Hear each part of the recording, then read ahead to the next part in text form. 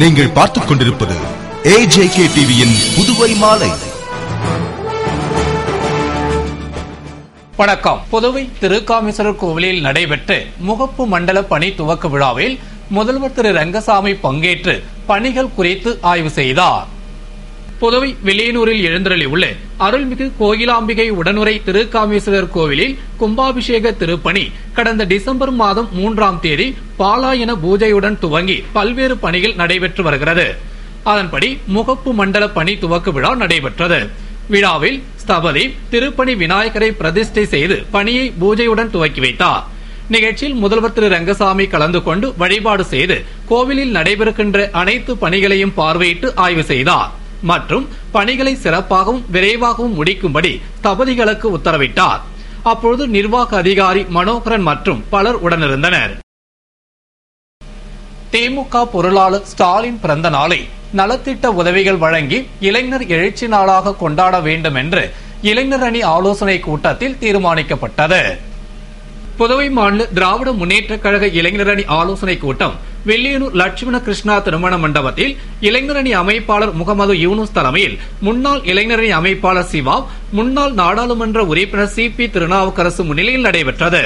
மாநில துணை அமைப்பாளர் ராஜாராமன், இளைஞர் அணி துணை அமைப்பாளர்கள் திருவண்டார்கோவில் காந்தி, ஜெயபிரகாஷ், IG வீரராகு, இளம்பரதி, சந்தோஷ்குமார், பொதுக்குழு உறுப்பினர்கள் தைரியநாதன், கோபால், இலக்கிய அணி அமைப்பாளர் குமார சுப்பிரமணி, ராஜா, ராஜேந்திரன், பாண்டியன், தொண்டரணி அமைப்பாளர் குணா திலீபன், கோபிநாத், தொழிலாளர் முன்னேற்ற சங்க ஆறுமுகம், பாரி, வழக்கறிஞர் அணி மனோகரன், ரவீந்திரன் மற்றும் நிர்வாகிகள் கலந்து கொண்ட கூட்டத்தில் பொருளாளர் ஸ்டாலின் பிறந்தநாள் நிகழ்ச்சியில் இளைஞர் அணியினர் அனைவரும் சென்று வாழ்த்து தெரிவிக்க வேண்டும், அவரது பிறந்த நாளை ரத்த தானம், உடல் உறுப்பு தானம், அன்னதானம் உள்ளிட்ட நலத்திட்ட உதவிகளை வழங்கி இளைஞர் எழுச்சி நாளாக கொண்டாட வேண்டும், தானே புயலால் பாதிக்கப்பட்ட விவசாயிகள், விவசாய தொழிலாளர்கள் துயர் துடைக்க இலவச பசுங்கன்றுகள், உழவர் உபகரணங்கள் வழங்குவது, மார்ச் 9ஆம் தேதி இளைஞர் எழுச்சி நாள் கூட்டத்தை கழக துணை பொதுச் செயலாளர் துரைமுருகன், மத்திய இணையமைச்சர் ஜெகத் ரட்சகன் முன்னிலையில் நடத்துவது, தேர்தல் வாக்குறுதிகளை நிறைவேற்றாத NR காங்கிரஸ் கட்சிக்கு கண்டனம் தெரிவித்தும்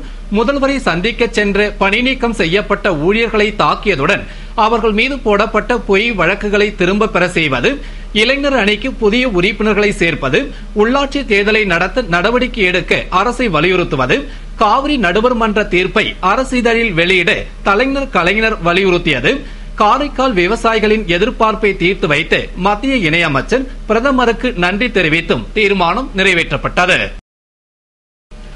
புதுவை கலெக்டர் அலுவலகம் அமைந்துள்ள பகுதியில் போராட்டம் நடத்த தடை விதித்து மாவட்ட கலெக்டரும் மேஜிஸ்திரேட்டுமான தீபக்குமார் உத்தரவிட்டுள்ளார். இது குறித்து மாவட்ட மேஜிஸ்திரேட் தீபக்குமார் கூறுகையில், புதுவை சாரத்தில் உள்ள வருவாய்த்துறை வளாகத்தில் கலெக்டர் அலுவலகம், மாவட்ட தேர்தல் அதிகாரி அலுவலகம், நில அளவை பதிவேடுகள் அலுவலகம் உள்ளிட்ட பல்வேறு அரசு அலுவலகங்கள் அமைந்துள்ளதால் அந்த அலுவலக வளாகத்தையொட்டிய பகுதிகளில் சமீப காலமாக அரசியல் கட்சிகள், விவசாயிகள், மாணவர்கள், தொழிலாளர்கள் அடிக்கடி ஆர்ப்பாட்டம் நடத்தும் பொழுதும் முற்றுகையிடும் பொழுதும் அலுவலகங்களின் பணிகளும் மக்கள் சேவையும் பாதிக்கப்படுகிறது. மேலும் அரசு அலுவலகங்களின் பாதுகாப்பிற்கு பாதிப்பு ஏற்படுகிறது. எனவே கலெக்டர் அலுவலக வளாகத்தில் இருந்து 200 மீட்டர் தூரம் வரை தர்ணா, உண்ணாவிரதம், பேரணி, ஆர்ப்பாட்டம் உள்ளிட்ட போராட்டங்களை நடத்த தடை விதிக்கப்படுகிறது என்றும் இந்த தடை உத்தரவு உடனடியாக அமலுக்கு வருகிறது. மேலும் தொடர்ந்து 2 மாதங்களுக்கு இந்த தடை அமலில் இருக்கும் என்று கூறினார். புதுவை நெல்லித்தோப்பு தொகுதி மாணவர்களுக்காக வாழ்க்கையை மேம்படுத்துதல் என்ற நிகழ்ச்சி நாளை 23ஆம் தேதி நடைபெற உள்ளதாக முன்னாள் நகரமன்ற துணைத் தலைவர் திரு ஜான்குமார் தெரிவித்துள்ளார். இது குறித்து முன்னாள் நகரமன்ற துணைத் தலைவர் திரு ஜான்குமார் கூறுகையில், புதுவை நெல்லித்தோப்பு தொகுதி மாணவர்களுக்காக அவர்களின் வாழ்க்கையை மேம்படுத்தும் வகையில் ஸ்கில் டெவலப்மெண்ட் என்ற சிறப்பு நிகழ்ச்சிக்கு ஏற்பாடு செய்துள்ளதாகவும், இந்நிகழ்ச்சி உழவர்கரை ரீனா மகாலில் நாளை 23ஆம் தேதி சனிக்கிழமை மாலை 6 மணிக்கு நடைபெற உள்ளதாகவும், அதில் மயிலம் பொறியியல் கல்லூரியின் முதல்வர் செந்தில்குமார் பங்கேற்று மாணவர்கள் வாழ்க்கையை மேம்படுத்தும் விதம் குறித்து சிறப்புரையாற்றுகிறார் என்று தெரிவித்தார். மேலும் மாணவர்களின் நலன் கருதி +2 மற்றும் கல்லூரி மாணவர்களுக்காக நடைபெறும் இந்த நிகழ்ச்சியில் நெல்லித்தோப்பு தொகுதியைச் சேர்ந்த அரசு மற்றும் தனியார் பள்ளி கல்லூரிகளைச் சேர்ந்த மாணவர்கள், அதாவது இந்நிகழ்ச்சியில் பங்கேற்க பதிவு செய்த மாணவர்கள் மட்டும் தங்களது அடையாள சான்றிதழுடன் தவறாமல் வந்து நிகழ்ச்சியில் கலந்து கொண்டு பயனடையுமாறு கேட்டுக் கொண்டதாக அவர் கூறினார். காவிரி நடுவர் மன்ற தீர்ப்பை அரசிதழில் வெளியிட்ட மத்திய அரசிற்கு நன்றி தெரிவித்து புதுவை காங்கிரசார் பொதுமக்களுக்கு இனிப்பு வழங்கி கொண்டாடினர்.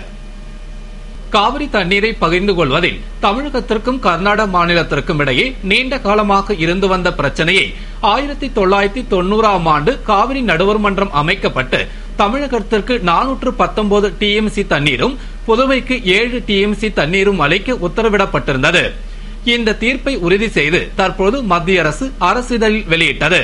காவிரி நடுவர் மன்ற தீர்ப்பை அரசிதழில் வெளியிட்டதற்கு மத்திய அரசிற்கும் காங்கிரஸ் தலைவர் சோனியா காந்திக்கும் புதுவை காங்கிரஸ் சார்பில் மாநில காங்கிரஸ் தலைவர் ஏ.வி. சுப்பிரமணியன் தலைமையில் நன்றி தெரிவிக்கப்பட்டது.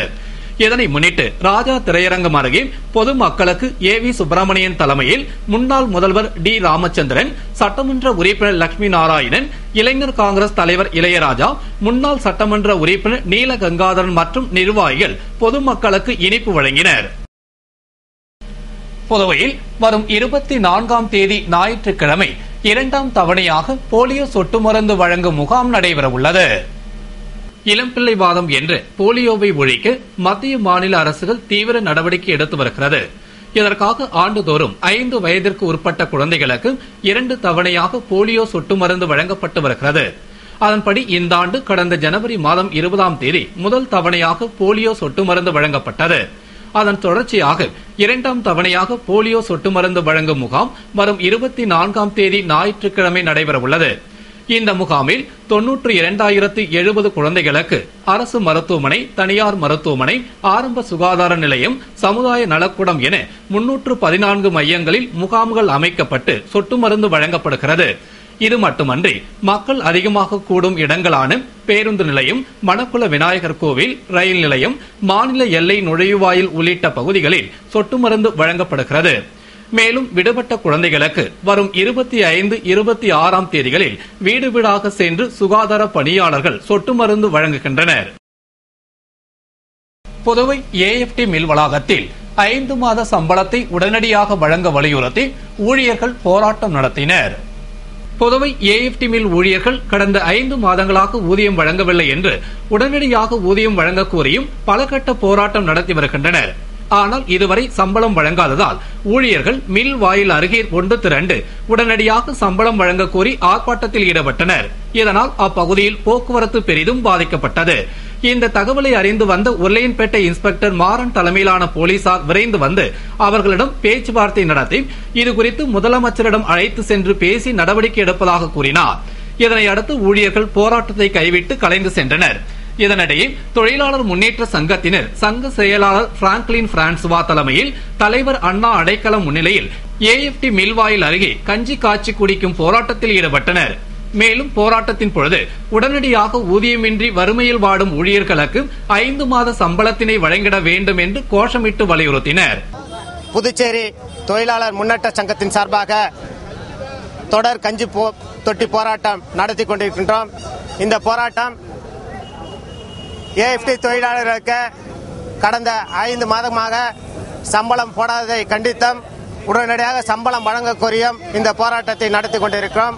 அனைத்து தொழிலாளர்கள் சார்பாக ஹைதராபாத் குண்டுவெடிப்பு சம்பவம் எதிரொலியாக புதுவையில் எஸ்பி ராமராஜ் தலைமையில் வெடிகுண்டு நிபுணர்கள் தீவிர சோதனையில் ஈடுபட்டனர். ஆந்திர மாநிலம் ஹைதராபாத்தில் தொடர் குண்டுவெடிப்பு சம்பவம் நடந்துள்ளதை முன்னிட்டு நாடு முழுவதும் போலீசார் உஷார்படுத்தப்பட்டு தீவிர சோதனை நடத்தி வருகின்றனர். அதன்படி புதுவையிலும் மக்கள் கூடும் இடங்களில் எஸ்பி ராமராஜ் தலைமையில் போலீசார், வெடிகுண்டு நிபுணர்கள் மற்றும் மோப்பனாய் துணையுடன் புதிய பேருந்து நிலையம், ஜிப்மர் வளாகம் உள்ளிட்ட இடங்களில் தீவிர சோதனையில் ஈடுபட்டனர். அவர்கள் பேருந்து நிலையத்தில் மோப்பனாய் துணையுடன் வெளியூர்களிலிருந்து புதுவைக்கு வரும் பேருந்துகள், பயணிகளின் உடைமைகள் போன்றவற்றை சோதனையிட்டனர். தொடர்ந்து ரயில் நிலையம், புதுவை தமிழக எல்லைப் பகுதிகள், நகர பகுதிகள், திரையரங்குகள், முக்கிய இடங்களில் சென்ற வாகனங்கள் போன்றவை இடங்களில் சோதனை நடத்தினர். மேலும் பொதுமக்கள் கூடும் இடங்களில் காவல்துறை அதிகாரிகளின் தொலைபேசி எண்கள் அடங்கிய விளம்பர பலகைகள் வைக்கவும் நடவடிக்கை எடுத்து வருகின்றனர். இதுகுறித்து எஸ்பி ராமராஜ் கூறுகையில், மக்கள் கூடும் இடங்களில் சந்தேகத்திற்கு இடமான வகையில் யாரேனும் நின்றாலோ அல்லது ஏதேனும் பொருட்கள் கொடுத்தாலோ மர்ம பொருட்கள் கிடந்தாலோ பொதுமக்கள் காவல் நிலையத்திற்கு தெரிவிக்க வேண்டும் என்றும் பொதுமக்களுக்கு ஏதேனும் அச்சம் ஏற்பட்டால் உடனடியாக காவல் கட்டுப்பாட்டு அறை எண் 100 மற்றும் பேருந்து நிலையத்தை ஒட்டியுள்ள உருளையன்பேட்டை காவல் நிலையத்தை இரவு பகல் எந்த நேரமாக இருந்தாலும் 22056557 என்ற தொலைபேசி எண்ணில் 9432111172 என்ற செல்போன் எண்ணில் தொடர்பு கொண்டு தகவல் தெரிவிக்கலாம் என்று அவர் கூறினார். பஸ் ஸ்டாண்டு மற்ற சில இடங்களில் தொடர் குண்டுவெடிப்பு நடந்திருக்கு. அந்த குண்டுவெடிப்பில் பல பேர் உயிரிழந்திருக்காங்க.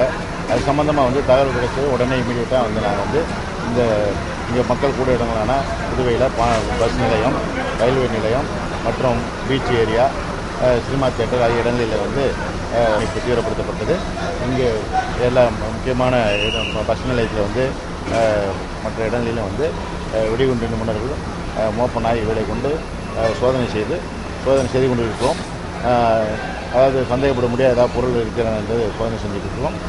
இந்த நேரத்தில் நான் பொதுமக்களுக்கு வேண்டிக்கொள்ள என்னவென்றால், ஏதாவது சந்தேகப்பட முடியாமல் பொதுமக்கள் கூட இடங்களிலும் சந்தேகப்பட முடியாத ஏதாவது பொருள்கள் இருந்தால் உடனடியாக காவல்துறைக்கு தகவல் கொடுக்கும்படி கேட்டுக்கொள்கிறேன். அதே போல் பொதுமக்கள் அறிமுகம் இல்லாதவர்கள் ஏதாவது பொருள்களை கொடுத்தால், அதாவது பார்சல் போல், அதாவது ஒரு கவர் பண்ண ஒரு பார்சல் மாதிரி ஏதாவது பொருளை கொடுத்தால் வாங்க வேண்டாம் என்றும் தெரிவித்துக் கொள்கிறேன்.